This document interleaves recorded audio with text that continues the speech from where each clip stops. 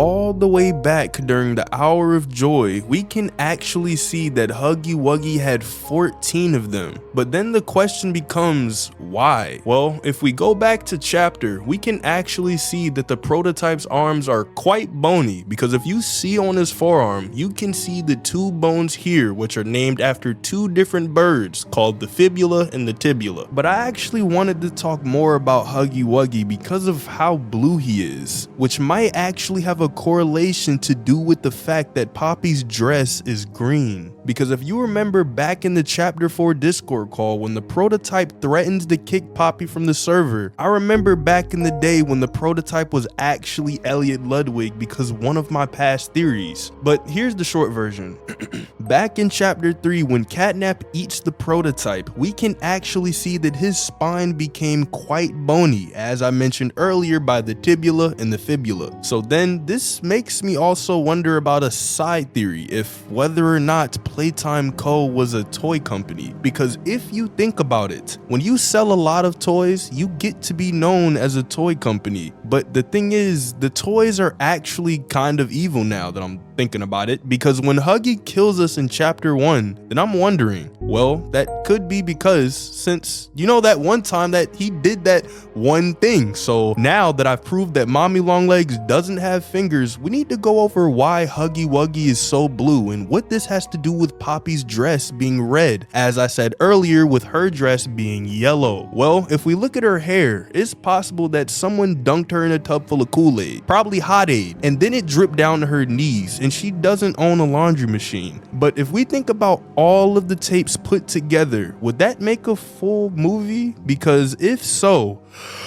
this would actually make sense then. And if you didn't know what I'm talking about, then let me explain it really simply. Because Poppy had that one part where she did the one thing in the prototype chase scene. Then by looking at the prototype's hair, we can actually see that his locks could have been killed what us in chapter what to. But because of plot convenience, when we were revived by Loey the Low Man, because he was so short and stubby, he actually managed to stub our toe on his foot.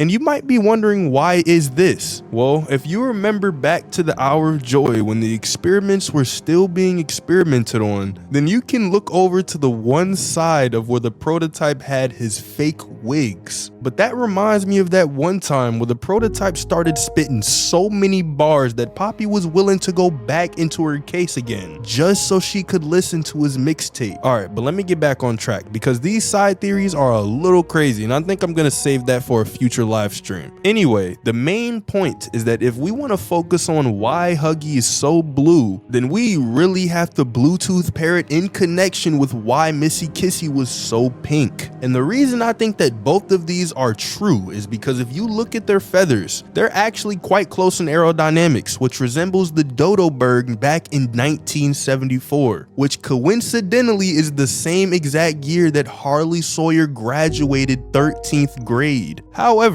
the one problem with this theory, and probably the one thing that debunks it all, is that back when Poppy was still a real girl, then how did they even make the dolls? Alright, but for real though, if we're gonna look at Poppy, then we also have to look at her brother, Sloppy. And if you didn't know, back in chapter 1, if you look in this crevice here, so then anyways, whenever I went back to chapter 3 to see what was really going on, especially with the HVS tapes, I couldn't help but notice that there was one that just wasn't there, and that was tape 14, in which Doey the Dough Man talked with the prototype. And if you don't believe me, then what about that one time in chapter 4 when he said he was gonna lead the prototype away?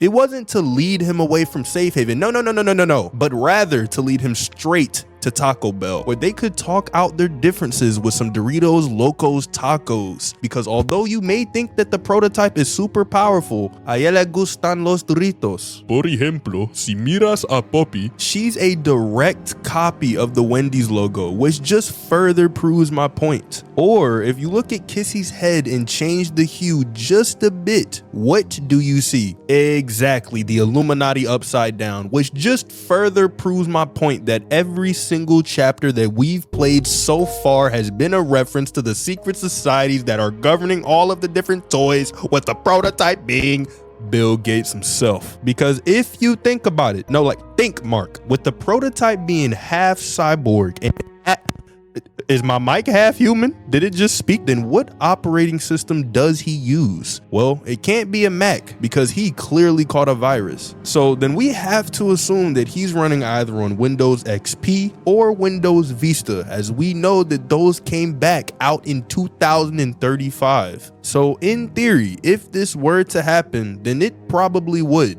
So to connect all of this together, if we look right at the curls in Poppy's head, you can actually see that these might be made out of something other than horsehair, which could have been used in the dolls back in the 1940s. However, since Poppy was made in the early 3000s, then we have to talk about the fact that she might actually be out of linguine. Because if we revert back to Squilliam Fancyson's cookbook about the tortellini, you can see that the names do add up. And connecting this with the prototype's locks, we can actually see that the prototype is in fact Poppy's barber. Like, look at this picture, bro. This is tough. It's time to come home. Poppy. It's time to come home. Which contrasts with the theory that he was Poppy's uncle-in-law. But then this also leads me to believe that Poppy might actually be the prototype. Think about it. We've never once seen the prototype and Poppy in the same time frame, so could also prove that Poppy is, in fact, Elliot. Because in the untitled tape where she calls Ellie Ludwig her dad. But this also contrasts with the other tape that we hear of the prototype where he threatens Harley Sawyer. Because if you listen closely to his voice, you can hear him threaten Harley Sawyer. And by the way that he keeps shifting his voice up and down to sound like Harley Sawyer, you can hear that he's actually threatening Harley Sawyer. Hi, my name is Leif Pierre, and I'm the head of innovation here at the Playtime Co. Toy Factory. If you're seeing this, then you're trespassing. Yeah, we play this little tape on loop whenever we close the factory for the day. So, trespasser, just to make you aware, while we pride ourselves primarily on our high-quality toys and excellent child care... But this makes me think, could the prototype actually have been threatening Harley Sawyer?